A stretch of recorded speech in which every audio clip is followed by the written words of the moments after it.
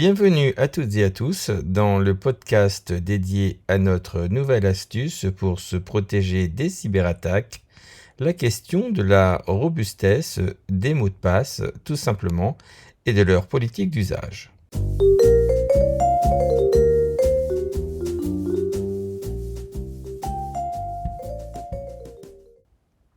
Bienvenue à toutes et à tous, je suis Jean-Yves Guérin et nous allons voir tout de suite ce nouveau podcast.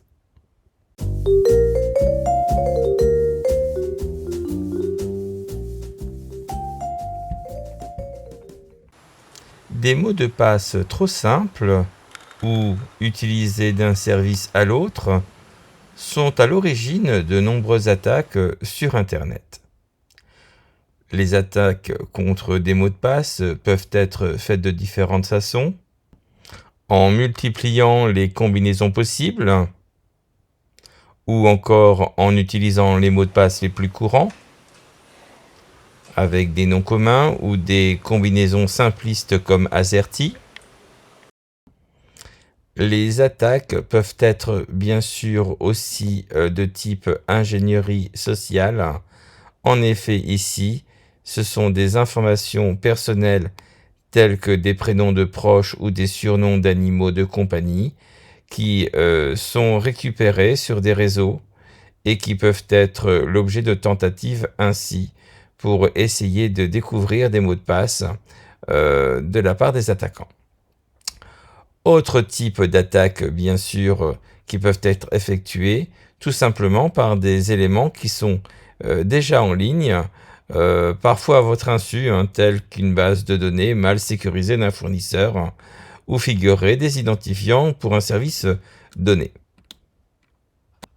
Il ne faut pas oublier de rajouter qu'une cyberattaque contre des passwords peut ne pas avoir comme finalité de se limiter au simple password en lui-même pour lui-même, mais de permettre malheureusement une propagation de cette cyberattaque au sein de l'entreprise ou à ses partenaires.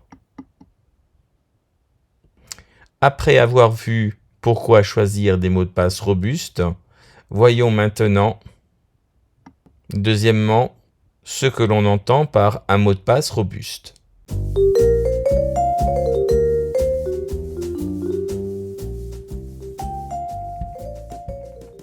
Il est recommandé que le mot de passe soit en corrélation avec le caractère critique du service auquel il donne accès, avec bien sûr un minimum de 9 caractères pour les services qui sont peu critiques, c'est-à-dire dont la compromission ne donnerait pas accès à des informations donc personnelles financières et qui ainsi n'impacterait pas le fonctionnement de l'entreprise.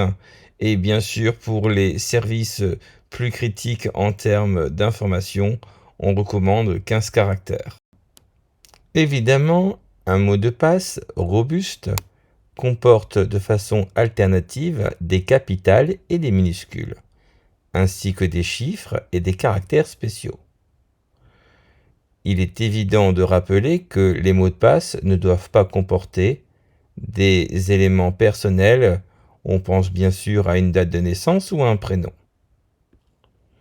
Petite astuce, on peut avoir recours à une phrase pour se souvenir tout simplement du mot de passe pour éviter de perdre tout simplement le mot de passe en lui-même.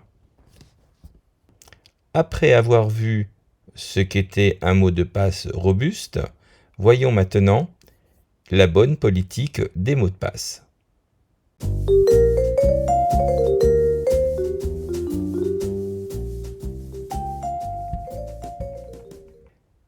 Il faut bien sûr avoir des mots de passe différents, comme nous l'avons dit précédemment, pour chacun des services qui nécessitent une authentification. Évidemment, on n'utilisera jamais un même mot de passe, tout simplement, pour sa messagerie personnelle et sa messagerie professionnelle.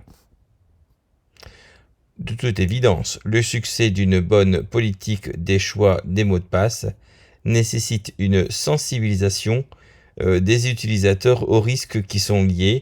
Il est toujours très important de le rappeler. Enfin, dernier point sur les authentifications multifacteurs.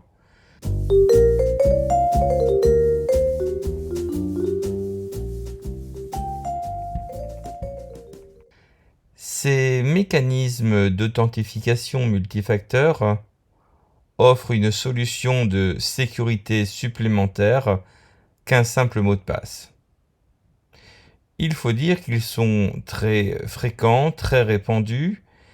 Ce principe qu'offre cette solution donc des mécanismes d'authentification multifacteurs fonctionne le plus souvent sur deux facteurs. On parle alors de l'abréviation 2FA, c'est-à-dire un mot de passe, mais aussi une confirmation qui se fera par le biais d'un code transmis via un mode de connexion tiers.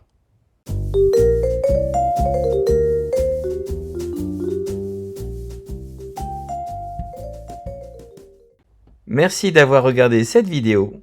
N'oubliez pas de vous abonner et de liker cette vidéo. On se retrouve très vite pour un nouvel épisode sur les matins de l'assurance. À très bientôt.